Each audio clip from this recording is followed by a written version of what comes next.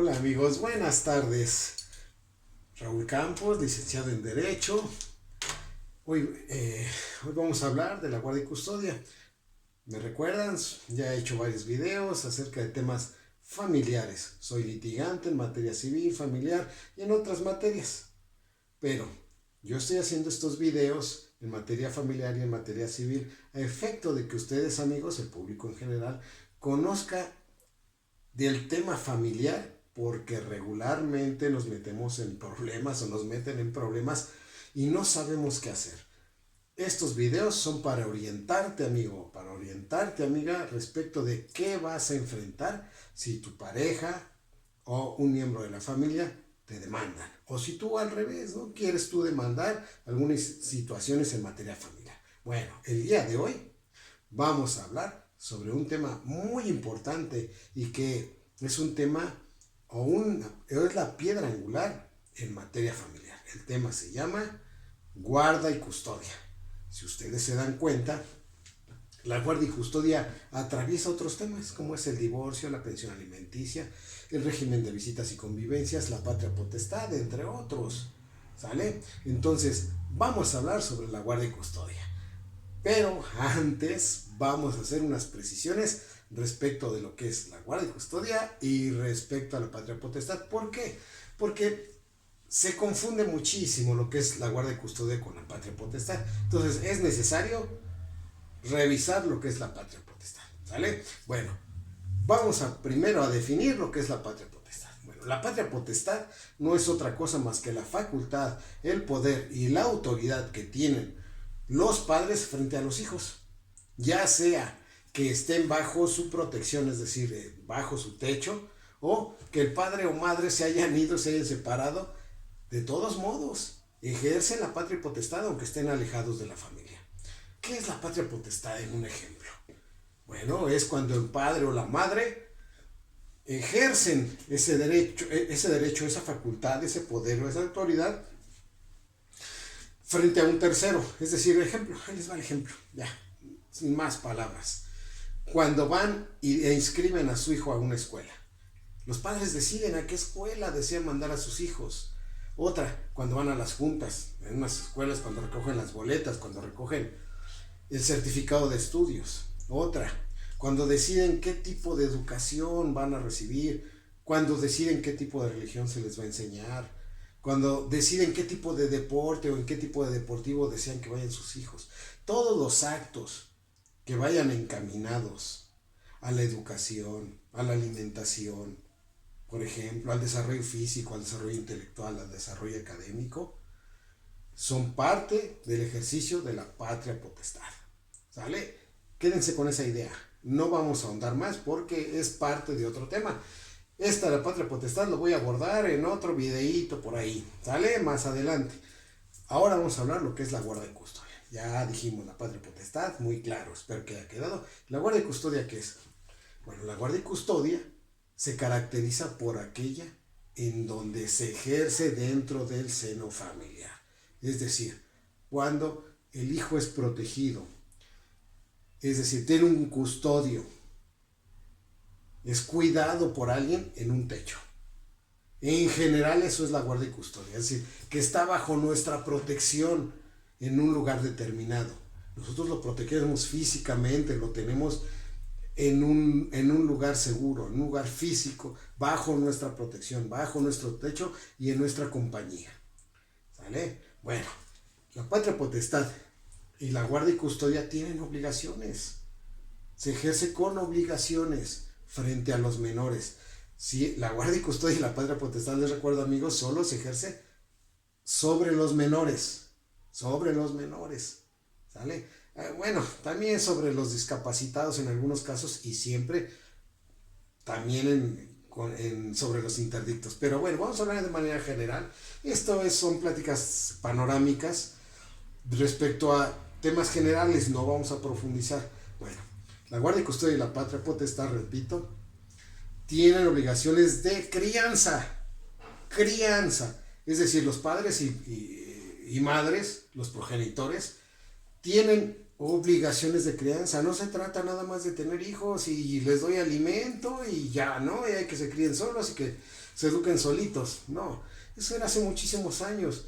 Desgraciadamente nuestros padres, nuestros abuelos tenían esas creencias que eran, voy a tener los hijos que Dios quiera darme y pues ay, a ver cómo le hago, ¿no? No. Tenemos obligaciones de crianza, no nada más es echarlos al mundo y se acabó, no. ¿Qué es eso? ¿Qué es la obligación de crianza? Bueno, pues la obligación de crianza la mayoría de la gente la practica sin saberlo. ¿De qué se trata? Bueno, estas obligaciones están contenidas en la ley, de manera general, muy general. Cada quien tiene sus creencias muy particulares, su moral muy particular, pero en general la ley las ha englobado en ciertos preceptos, en ciertas fracciones de algunos artículos de la ley, y que son en general los siguientes. Bueno, los padres deben procurar la seguridad física, psicológica y sexual de sus menores hijos. Es decir, encaminarlos siempre a que tengan una salud psicológica, física y sexual. ¿Sale? Eso es parte de la educación y son obligaciones de crianza. No es si quieren, es los padres tienen esas obligaciones hacia sus hijos. Además de estas, también deben procurar, fíjense, qué importante es esto, porque hay mucha gente que, como dije hace un momento, echan los hijos y luego vemos ahí a los muchachos vendiendo droga en las esquinas, ¿no? Perdidos o no sabiendo qué hacer, robando. Bueno, situaciones muy particulares que a todos nos consta. ¿Por qué esa situación? Bueno, porque los padres no se han ocupado de sus obligaciones de crianza hacia los menores. A los menores se les debe fomentar desde la casa. Fíjense, desde la casa deben fomentarse su adecuada alimentación. Número 1. Unos buenos hábitos de higiene. Se debe procurar su desarrollo intelectual y académico. ¿Ya? ¿Se dan cuenta que no es sencillo hacer hijos y vámonos? No, se debe atender a los hijos. Se debe procurar, fomentar que haya acercamiento con ellos, que haya cariño, que haya afecto, que se sientan aceptados. Y todo eso es muy complicado. La gente no lo hace porque trabaja doble turno, porque se mata yendo a vender, porque no tiene recursos para mantenerlos. Bueno, pues estas obligaciones de crianza se tienen que dar. ¿Por qué? Porque los hijos deben sentirse queridos por la familia. Si ese cariño no se les da en la familia, lo van a buscar en otro lado y no con las personas adecuadas, amigos. Por eso es muy importante esto que les estoy diciendo. Bueno, además de estas obligaciones de crianza, también viene la otra. Ustedes deben de velar por el interés superior del menor. ¿Cómo? Pues poniéndole límites, ¿no? Imponiéndole, en el ejercicio de la patria potestad y la guardia y custodia, normas de conducta. No dejarlos hacer lo que quieran. Claro, siempre sin violencia. Sin violencia. Para eso existe la confianza y el acercamiento del que me he referido. Si hay acercamiento con los hijos y hay un nivel de confianza cierto y seguro, verán que no tendrán demasiados problemas con ellos. Pero si están olvidados los menores y nada más les pasan la pensión o les dan para que se vayan a la escuela sin hacer ningún ese tipo de acercamiento, pues los hijos se pueden desbalagar, irse por otro lado, a buscar cariño y afecto en otras circunstancias, ¿no?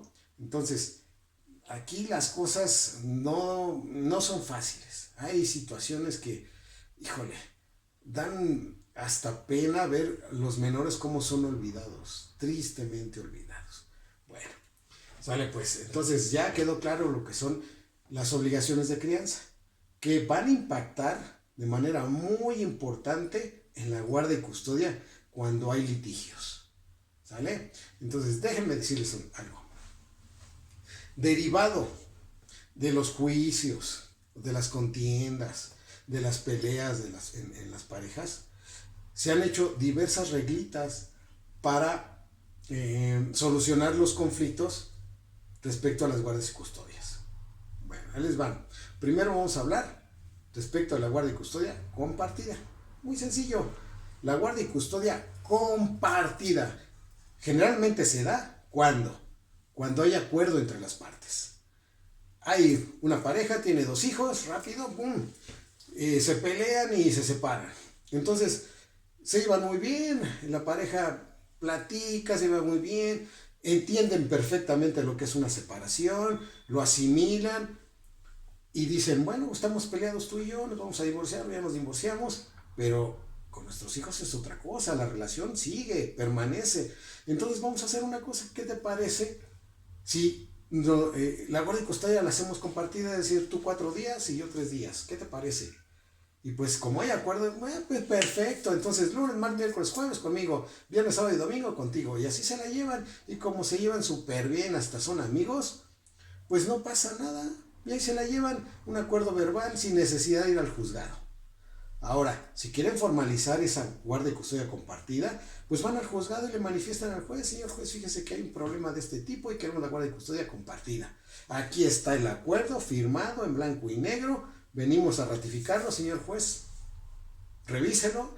Si no es violatorio de derechos fundamentales de la pareja o de los menores, listo, lo aprueba el juez no interviene a modificar el acuerdo a menos que haya violaciones. Generalmente no se da, no tiene por qué haber violaciones. Entonces el juez lo aprueba y como si fuera sentencia, a cumplir y miren, no pasa nada. Esa es la guardia y custodia compartida. ¿Sale? Es cuando la pareja se lleva súper bien y los menores felices. ¿Por qué? Porque conviven con los 2 padres, como debe ser. ¿Sale? Bueno, rebasado este punto, ahora vamos a hablar de la guardia y custodia contenciosa, de contienda, de controversia. Cómo nos encanta, ¿no? Pelearnos con la pareja y demostrarle que nosotros podemos más, ¿no? Una mentalidad pobre, yo le llamo así. ¿Por qué? Porque están pensando en uno, en el yo, y se olvidan de los menores. Número 1, creo yo, de mi punto de vista, puedo estar equivocado, que cuando se tiene un hijo, primero está el hijo y después nosotros. Eso es lo que yo creo, ¿vale? Es lo que yo pienso. Puede estar equivocado, puede ser que no, pero la ley también está de acuerdo conmigo. Entonces, resulta ser que hay un principio en materia familiar y que se llama, se llama interés superior de los niños o del menor. ¿Vale? ¿Qué significa esto? Todos los asuntos relacionados con menores se va a tomar en cuenta este principio, siempre. ¿Qué significa interés superior del menor? Bueno, significa que los derechos del menor están por encima de otros derechos, de los padres también, por encima de ellos, de terceros. Ejemplo, los niños tienen derecho a la alimentación por encima del derecho de los padres. Tienen derecho a la protección por encima de otros derechos, inclusive el de los padres. Y así podemos enumerar uno tras otro y siempre van a tener superioridad sus derechos sobre otros. Por eso se llama principio de interés superior del menor o del niño o niña. ¿Vale? Bueno, entonces vamos a continuar. Aquí la guardia y custodia en contienda es cuando 2 personas se pelean, adiós, no hay acuerdo y uno se va, el otro se queda con los menores. O ya sea que el que se fue se lleva a los menores. Pasa. Entonces, se queda así. No hay juicio, no hay ningún tipo de formalización respecto de regularizar el estado que guarda la guardia y custodia, ni la pensión. Entonces, la persona que se queda con los menores, yo le aconsejo, le sugiero que regularice esa situación, que se divorcie si es que están casados, y ahí mismo en el divorcio guarde custodia y pensión alimenticia. ¿Por qué? ¿Por qué les estoy sugiriendo esto? Bueno, porque puede ser que al contrario, el que se fue o la que se fue, en algún momento regrese, se lleve a los niños y diga, ¿sabe qué, señor juez? Vino mi contrario, mi contraria, y me botó a los niños, los abandonó y me los dejó aquí. Entonces, juez, te solicito la guardia y custodia y la pensión alimenticia en favor de los menores. Y entonces quien tenía los niños va a la casa del que se llevó a los niños y dice, oye, quiero ver a los niños, regrésamelos, ¿por qué te los llevaste? Sale esta persona y le dice, no, no los vas a volver a ver, ya te mandé la pensión y la guardia de custodia, a ver cómo le haces. Imagínense, amigos, ¿no? Estas situaciones ocurren todos los días, todos los días. Entonces, ¿qué hay que hacer? Hay que regularizarse, guarda custodia, pensión alimenticia. Y si el otro quiere ver a los menores, no se los permitan, ¿eh? ¿Por qué? Porque si se los lleva, quién sabe si ustedes los vuelvan a ver, ¿eh? Los procesos de guardia y custodia son muy largos. Muy, muy, muy largos y tediosos. Yo tengo juicios, tengo uno de 6 años que no concluyo, otro de 4. ¿Por qué? Bueno, por situaciones que se van presentando y porque mi contrario es un barbaján de primera que no le entra la lógica ni piensa en sus hijos, piensa en venganza y en no pagar pensiones. Bueno, es una situación particular que no viene al caso señalarla. ¿Sale? Entonces, tengan cuidado, ¿no? Yo les sugiero eso, como sugerencia, como un consejo, tómenlo así, pónganse a pensar en los hijos. Bueno, esto sucede, pasa esto, se demandan la guardia y custodia, y luego el juez lo que hace es decir, bueno, como hay contienda, la ley me señala que tengo que escuchar a los menores. Entonces el juez requiere a la persona que los tiene, dice, a ver, tráemelos porque los voy a escuchar. La escucha es de manera separada, es decir, pasa un menor y lo escucha el juez. En esa, y sin presencia de los padres ni de los abogados para afuera y los padres para afuera.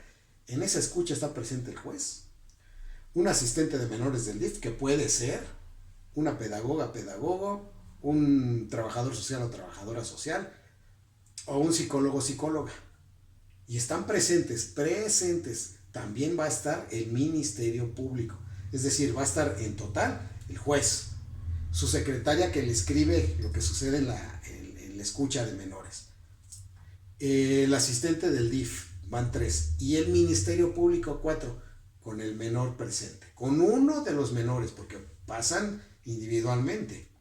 Y entonces el juez le empieza a preguntar al menor cómo se iba con sus padres, qué le parece la relación que ha tenido sus padres, cómo es la relación de él con ellos, de manera individual, y al final le pregunta, ¿con quién te gustaría estar?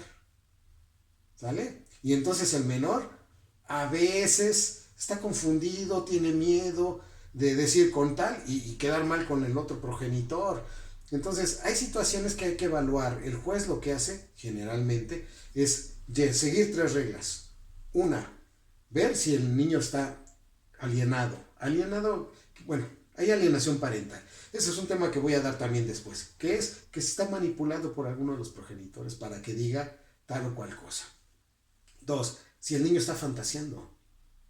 Si el niño está diciendo cosas que se imagina o que soñó, porque hay niños que así son, por su edad o por su forma de ser, dicen cosas que no son. Y 3, si el niño está enojado o tiene rencor contra uno de los padres. Todo eso lo toma el juez para valorar esa entrevista que tuvo con el menor. Bueno, ustedes me preguntarán, ¿para qué está el MP ahí entonces? ¿Para qué está el asistente de menores? Bueno, ellos al final, al escuchar al menor, van a dar una opinión respecto de lo que acaba de manifestar el menor. Generalmente el DIF, o la asistencia de menores del DIF, dice, pues yo opino o recomiendo que se vaya con el papá o la mamá por esta situación. Y se hace un razonamiento. El MP dice, enterado y no me opongo. Siempre dice lo mismo el MP, ¿eh? El MP no varía, hasta parece de machote. Bueno, el MP para qué está ahí. Bueno, porque si el menor dice que sufrió maltrato físico, de algún tipo, maltrato grave, sucede, ¿eh? No vayan a pensar que esto no ocurre. No, sí ocurre y mucho. Que el menor ha sido violado, abusado sexualmente, que ha sido golpeado, amenazado, todo eso, el MP se tiene que manifestar, y si hay algún tipo de delito que haya sufrido el menor, el MP interviene de inmediato. Para eso está el MP, para eso está. ¿Sale? Bueno, terminando la escucha, ya termina la escucha del menor, el juez va a determinar de manera provisional quién va a tener la guardia y custodia del menor. De manera provisional, repito. No crean que ahí termina el juicio, no. Termina la escucha del menor y el juez razona y dice, dicta un acuerdo y dice, en este momento determino que la guardia y custodia sea de el señor o la señora, depende de lo que hayan dicho los menores.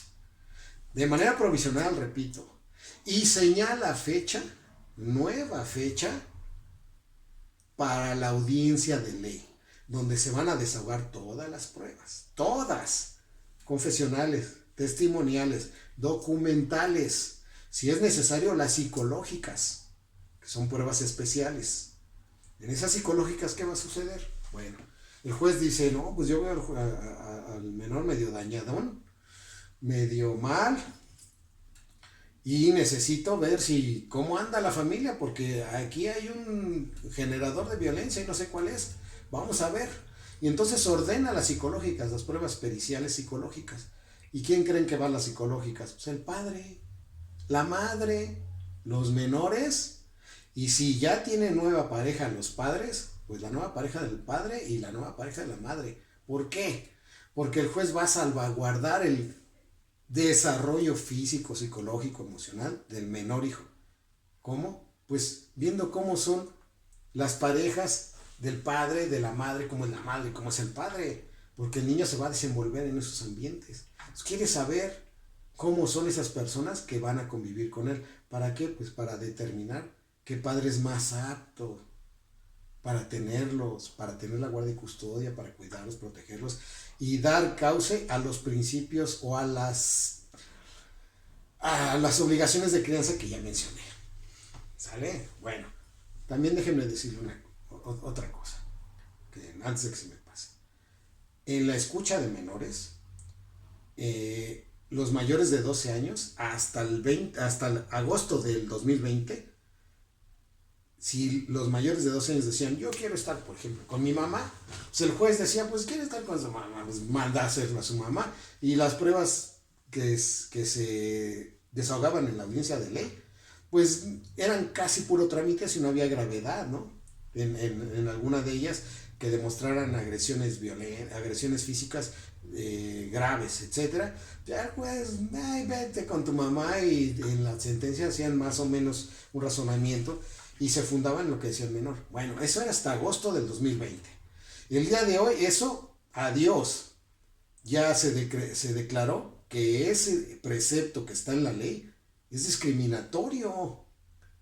Es discriminatorio, fíjense nada más, ¿no? Es ilegal, por así de... No es ilegal, perdón, es discriminatorio.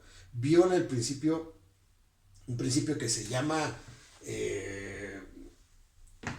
de igualdad, el principio de igualdad lo viola. ¿Por qué? Pues porque ¿por qué se lo van a entregar a la madre todos los menores de 12 años también? ¿A qué me refiero? Acabo de mencionar que los mayores de 12 años decían, pues ya me quiero ir con la madre, con el padre, y lo respetaba el juez. Bueno, también los menores de 12 años, dice la ley, este artículo en particular, que es el 282, decía, todos los menores de 12 años deben quedarse con la madre. ¿Por qué? Porque si todos somos iguales, tenemos las mismas capacidades y habilidades para cuidar a los menores, siendo padres o madres, sexo masculino, sexo femenino. ¿Sale? Entonces, fue inadecuado. Afortunadamente la Corte emitió un criterio en agosto de este año y modificó eso. Ahora, si tiene menos de 12 años, no importa, si acredita el padre tener todas las obligaciones de crianza cumplidas, se le va a entregar al menor. Sin problema, se le va a entregar el menor. Y la madre, bueno, pues tendrá que demandar su régimen de visitas y convivencia si quiere ver al menor. Entonces es muy importante esta reflexión que hizo la Corte y que ahora pervive en nuestro medio al decir, bueno, pues ya los menores de 12 años ya no es obligatorio que se queden con la madre. ¿Vale? Entonces, fabuloso, a mí me parece muy bien. Bueno, vamos a avanzarle porque el tiempo se va y no quiero quedarme aquí nada más. Entonces termina la escucha de menores y tomando esos criterios el juez señala nueva fecha en los psicológicos, nueva fecha para el confesional, testimonial, etcétera. Vámonos, sale pues, se desahogan esas pruebas y se dicta sentencia. La sentencia, ¿cómo se hace la sentencia en la guardia y custodia? El juez lee todo lo que se desahogó en el expediente, todas las constancias, todas las pruebas, y en la sentencia las relaciona. Dice, esta prueba probó tal cosa, esta prueba no probó tal cosa, esta prueba una por una. Y después el juez dicta, falla, determina lo que hay que hacer. Y dice, la guardia y custodia es para fulano. Bueno, aquí déjenme hacerles una precisión. La guardia y custodia es para fulano. Y si la otra parte del demandado no solicitó régimen de visitas y convivencias, no puede ver al menor, ¿eh? Debió haber demandado régimen de visitas y convivencias. Si no, el juez nada más se va a pronunciar sobre la guardia y custodia. Pues si a mí me solicitan la guardia y custodia y nada más. Es que yo me perdí la guardia y custodia y ahora ¿cómo voy a ver al menor? Pues no me lo pediste. Entonces, si uno no lo pide, el juez no lo va a adivinar, ¿eh? El juez va a fallar nomás la guardia y custodia. Entonces, amigos, amigas, si a ustedes les demandan la guardia y custodia, por añadidura, ustedes tienen que contestar que también la quieren, si es que la quieren.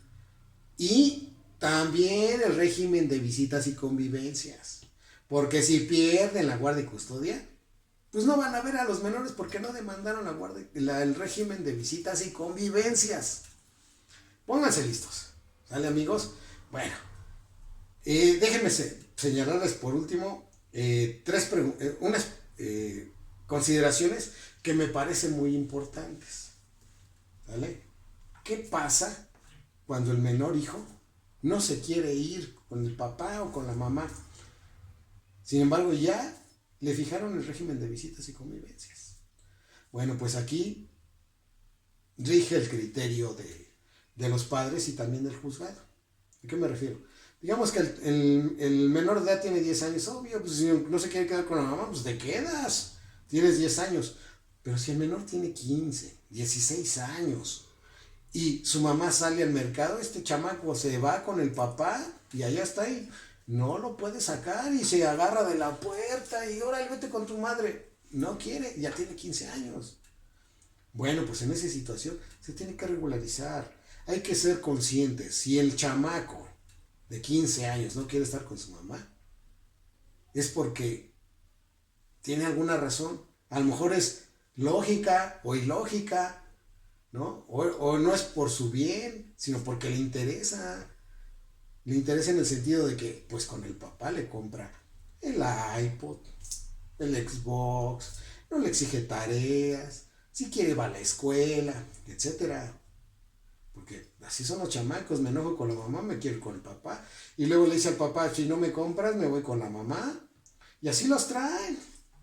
Los chamacos son muy listos y ven nuestras debilidades. Tengan mucho cuidado, amigos, porque ahí lo que tienen que hacer es, ¿no quieres estar conmigo? ¿Ya tienes 15 años? Pues para allá.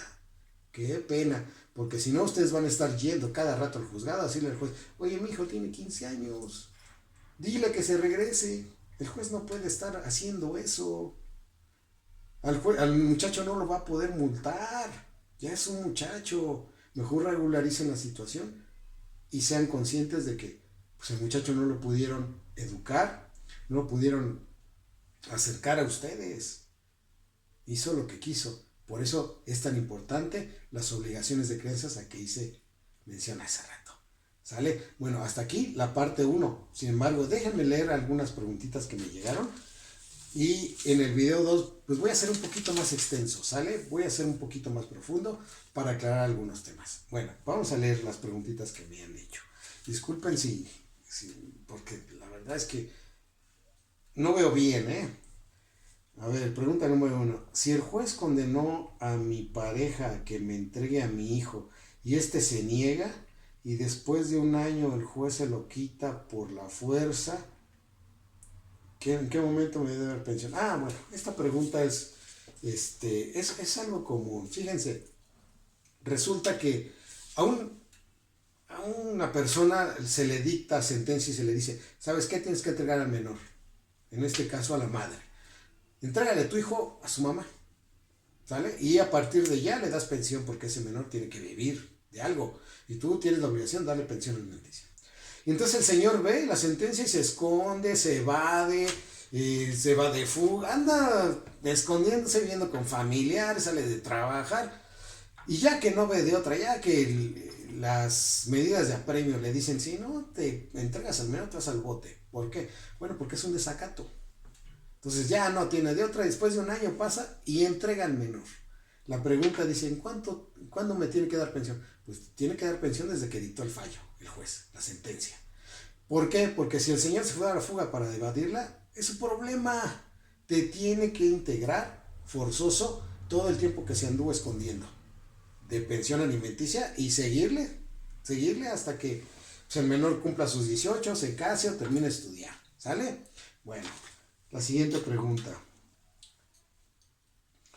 Si mi pareja argumenta en el juicio que por ser del mismo sexo que mi hija la convierte en persona idónea para atender las necesidades o cuestiones íntimas, ¿es procedente o esto lo toma en cuenta el juez? Bueno, esta es muy buena pregunta, amigos. Déjenme comentarles. Hay veces que se inician juicios de guardia y custodia porque se piensa que somos más adecuados, por ejemplo, nosotros los hombres, a atender a nuestros hijos varones. Y las señoras son más aptas para atender a sus hijas menores, ¿no? ¿Por qué? Porque hay una cuestión de intimidad, de sexo. Bueno, quítense de la cabeza eso. Eso es prejuicio. Vamos a quitarnos los prejuicios de la cabeza. Somos sus padres. El sexo no es malo. Si ustedes son del sexo femenino, señoras, no tiene nada de malo que atiendan a sus hijos, que son varones. Y al contrario, si son varones, no tiene de malo que atiendan en sus cuestiones íntimas a sus hijas. Son sus hijas. Entonces hay situaciones o juicios que se arman precisamente por esta situación. Ay, ¿cómo mi marido va a atender sus cuestiones íntimas de mi hija? Pues es su papá. ¿Vale? Vamos a irnos quitando de situaciones de ese tipo. Miren, yo he visto situaciones aquí en el despacho que cómo viene gente con ideas del siglo XII o XIII. Dicen, ay, ¿cómo mi hija va a trabajar? ¿Cómo? ¿Por qué, señora? No, pues porque es mujer y ella debe estar en su casa. No, ese es un prejuicio muy grave que todavía sobrevive en nuestra sociedad. Todos debemos trabajar. Si la gente se quiere desarrollar, si es mujer u hombre, ¿qué tiene que ver?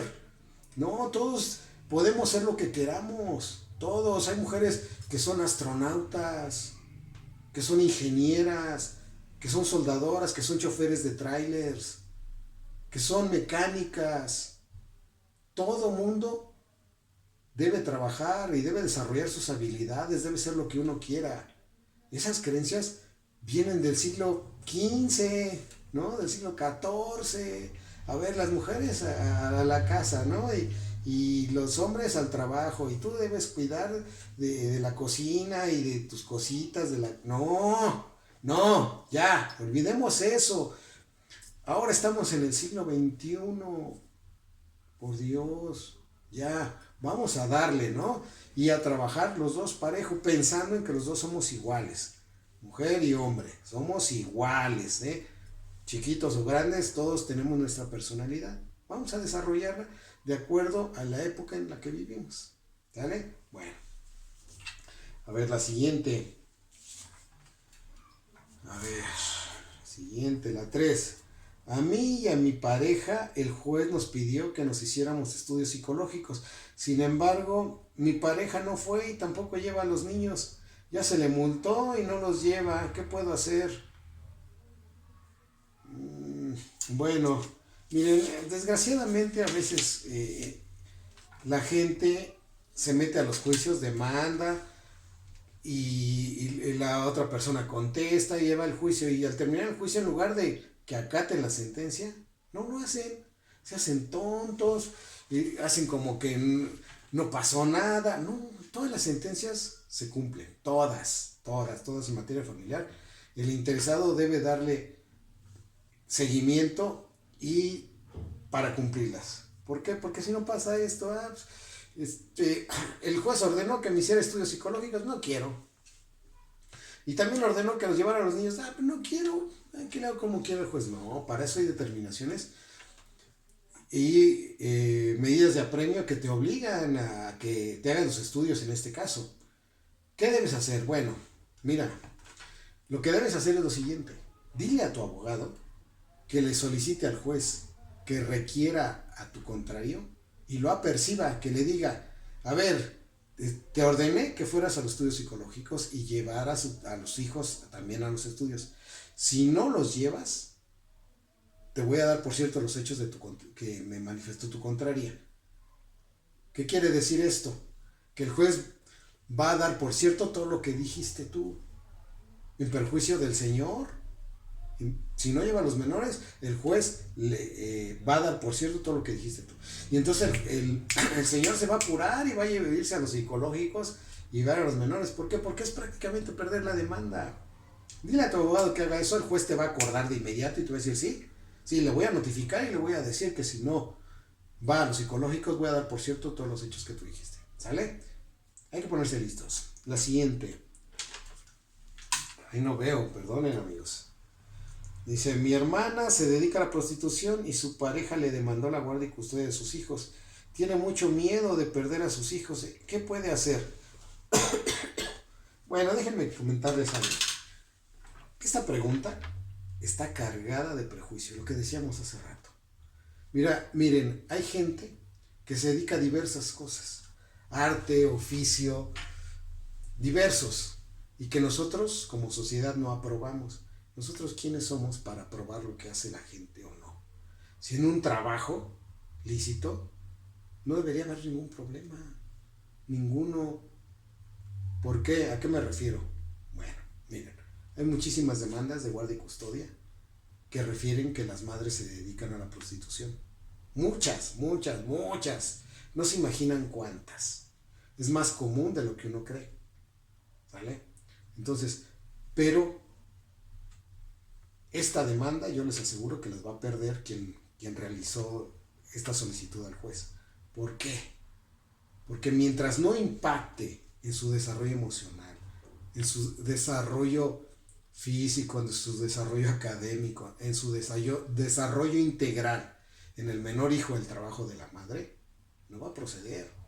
No va a proceder esa demanda. ¿Por qué? Miren, si las madres a veces tienen que hacer esas cosas, realizar ciertas actividades que la sociedad lo ve inadecuado, inmoral, ¿no?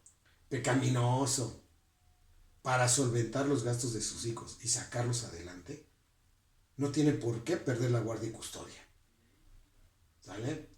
Si no tiene relación una sobre otra, es decir, la actividad frente al desarrollo psicoemocional de los menores, no tiene por qué darse un fallo en contra de esa persona. Esta demanda, el 90 y tantos % las pierden. ¿Por qué? Porque hay un prejuicio. Aquí hay un prejuicio. La persona que la demandó señala como causa de perder la guardia y custodia el ejercicio de la prostitución. No, esa causa para demandar la guardia y custodia no tiene ninguna razón de ser.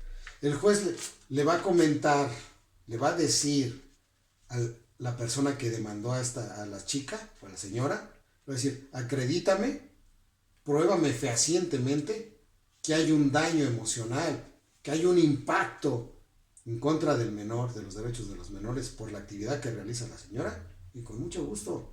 ¿Y saben cuándo lo va a poder probar? Nunca. ¡Nunca! ¿Por qué? Porque miren, las situaciones de violencia son aparte del ejercicio de la prostitución. Las cuestiones que pueden impactar en la guardia y custodia de un menor son independientes de la prostitución. ¿Sale? Entonces, repito, esto tiene una carga de prejuicio muy fuerte que la verdad, híjole, se han fallado tantas veces en contra de esto, que bueno, ya es por demás a veces hablarlo, ¿sale? Vamos a abrir un poquito nuestra mente y ser un poquito más abiertos respecto de algunas actividades que realiza la gente para sacar a sus hijos adelante. Recuerden, mientras se cumplan las obligaciones de creencia que ya mencioné, no debe haber ningún problema, ¿sale? Paciente. Otra vez mis lentes, hijo. A ver. La siguiente. Perdonen, pero luego me hacen muchas preguntas y tengo que escoger algunas. Me dice, si mi ex esposo no me deja convivir con mis hijos y la guardia y custodia la fijó el juez y también las visitas.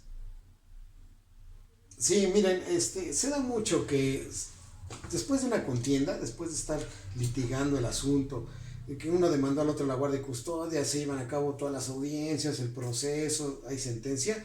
Quien gana la guardia y custodia dice, yo ya gané, ya, vénganse mis hijos. ¿Y tú? ¿Y tú, que eres el otro padre o madre? No los vas a ver nunca. Al fin el juez ya me decretó la guardia y custodia. Bueno, también hay medidas. Como les comenté hace ratito, si a ustedes les fijaron el régimen de visitas y convivencias, que también es otro tema que voy a hablar más adelante, en su favor, aunque el otro haya ganado la guardia y custodia, ustedes tienen derecho a convivir, no derecho, el derecho es de los menores, de convivir con ustedes. El juez les reconoce a los menores el derecho de convivir con ustedes. Entonces, se tiene que dar cumplimiento. Ustedes van con la pareja que ganó la guardia y custodia y le dicen, ya vengo a cumplir con mi régimen de visitas y convivencias, préstame a los menores, me los voy a llevar a Chapultepec o con mi familia, no está enfermo, no, o se lo llevó mi tía, o no está, etcétera. Pues ustedes pueden solicitar que debido a la falta de cumplimiento del régimen de visitas y convivencias, díganle al juez, señor juez, ha habido negativa sistemática por parte de mi contrario, quien ganó la guardia y custodia, de permitirme convivir con mis hijos. Solicito, lo requieras, para que lo haga de manera voluntaria frente al actuario o notificador. Es un notificador. Entonces va al actuario, le dice, a ver, le dice la señora al juez que no le prestas a los menores. Vengo yo a requerírtelos para que se los prestes. Y entonces, si él continúa con esa conducta, con esa actitud de no querer permitir que convivan los menores con la madre, lo que va a suceder es que el juez va a decretar la pérdida de la guardia y custodia del menor que los tenía y se los va a dar a la madre en este caso. Y entonces el señor tendría que demandar ahora régimen de visitas y convivencias para que pueda convivir. Y además dar pensión. Entonces tiene sus sanciones, no nada más es si quiero o no quiero que la señora o el señor vean al menor, ¿no? Debido al régimen de visitas y convivencias. Bueno, aquí déjenme hacer un apuntito pequeño. El hecho de que un menor esté enfermo no es pretexto, no es justificación para evitar que conviva con su señor padre. ¿Qué pasa a veces? Sí, llegan. Oiga, vengo a convivir con mi menor hijo. No, ¿sabes qué? Que está enfermo, no te lo puedes llevar. Espérame, si tiene todo nada más, ¿por qué no? Lo voy a llevar al médico. No, tiene catarro, tiene gripa. Bueno, esas no son justificaciones para evitar que convivan con uno de los progenitores. ¿Sale? A menos que sea grave la enfermedad o que el médico que ustedes vieron, le haya recomendado aislamiento o reposo. ¿Sale? Si el médico recomendó eso, entonces sí, ni modo, pues se suspende el régimen de visitas y convivencias. ¿Sale? Solamente en esos casos, amigos, Repito, aislamiento y reposo. De otra forma, no. Que hay padres que está enfermo, nada. Solamente en esos casos. ¿Sale? Bueno, a ver, el que sigue. Dice, hay otra vez estos lentecitos. No me gustan, pero ni modo. Dice, los abuelos de mi hijo quieren convivir con él y mi pareja no lo permite. ¿Se puede solicitar? Bueno, déjenme comentarles, amigos, que hay veces que los abuelos, los padrinos, los tíos adoran a los niños, los adoran, los quieren muchísimo. Sin embargo, como la pareja está separada, pues no les permiten verlos. Dicen, ¿ustedes qué? Ustedes, etcétera, hasta insultos hay, ¿no? Bueno, pues estas personas que tienen relación con el menor o con los menores pueden demandar el régimen de visitas y convivencias en su favor. Porque, repito, el derecho de las visitas y convivencias es de los menores, no es de los padres ni de los familiares, es de los menores. Entonces, ejerciendo ese derecho, los padrinos, los tíos, los primos, los abuelos pueden solicitar un régimen de visitas y convivencias con ellos. Sin embargo, es limitado. ¿A qué me refiero? Este derecho de los menores es concomitante. Significa que estas personas, los tíos, los abuelos, padrinos, etcétera, pueden convivir con ellos. Así los va a permitir el juez. Pero en el mismo tiempo que fue fijado para convivir con el padre o la madre que no tiene la guardia y custodia. Es decir, utilizar ese tiempo para convivir con él, el tiempo que ya tiene fijado el padre o la madre. ¿Por qué? Porque no se puede ampliar ese plazo, no se puede ampliar ese momento. ¿Vale? Entonces, repito, es concomitante. ¿Tiene el derecho el niño a convivir con sus abuelos, padrino, etcétera? Sí. ¿Sale? Bueno. Y una última pregunta. Dice, mi ex esposo no convive con mi menor hijo y mi hijo lo quiere ver, se pone muy triste. ¿Qué puedo hacer para obligarlo a que lo visite y conviva con él? Bueno, amiga, lo que voy a decir es a veces duro y triste, cruel, pero es la realidad. A veces la realidad rebasa la ley, pero bueno, se hace lo posible. Pero bueno, miren, ¿qué pasa? Podemos decirle al juez, solicitarle al juez, señor juez, yo tengo la guardia y custodia de mi hijo.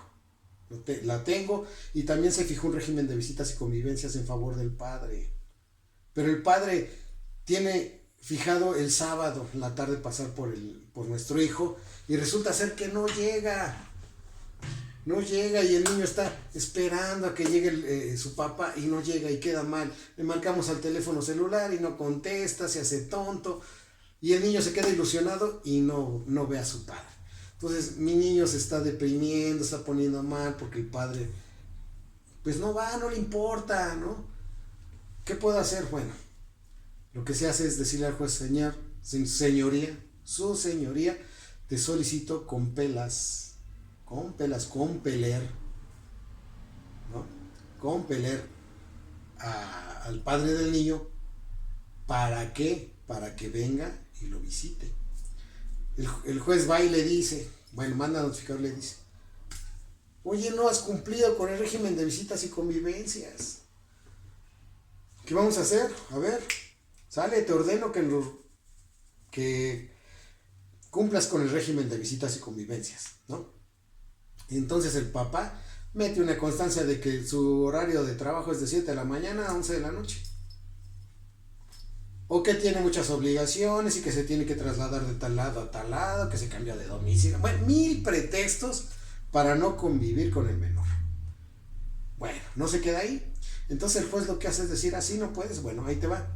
Vas a convivir con el menor un domingo de 12 a 1 de la tarde en el Centro de Convivencias del Tribunal Superior de Justicia de la Ciudad de México, que está en Avenida Juárez número 8, frente a la Alameda Central. Ahí te esperamos, ahí va a ir el menor para que convivas con él.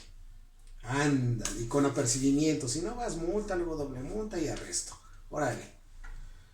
Ahí va, el papá obligado, con una carota, a fuerzas, y el domingo, que es el partido del América, ¿no? O del Chivas, o cosas, no sé. Ahí van, a fuerzas, al centro de convivencias. El centro de convivencias es un lugar donde conviven los menores con sus padres, que hay una situación difícil de agresiones, de violencia, o de este tipo de situaciones que estoy platicando. ¿Quiénes están? Está un policía, vigilando que todo se lleve en orden, una trabajadora social, psicólogas, ay, todo bien bonito. Pero ¿qué sucede si el padre no quiere convivir con el menor? Va enojado, le partieron el domingo, pues va y se sienta, ignora al menor. Y el papá con el celular, y el menor olvidado ahí. ¿Qué sentido tiene? No tiene ningún sentido. Al contrario, está molesto el señor y el niño se siente ignorado, pues no tiene. No tiene ningún sentido, amigos. ¿Sale? Entonces, discúlpeme, amiga, pero aquí es difícil, muy complicado. Lo que yo le puedo aconsejar es que asistan a una terapia psicológica para que aprendan a asimilar que el padre es lo que es, un desobligado, que no le importa demasiado su hijo, para que el niño vaya aprendiendo a desarrollarse con independencia de él, ¿sale? Y tenga fortaleza emocional para continuar, ¿vale? Bueno, amigos, pues hasta aquí la parte número 1 de la guardia y custodia. Faltan otras 2 partecitas. Cuídense mucho, comentarios al WhatsApp y las preguntas, ya saben, aquí las leo con mucho gusto. Hasta luego.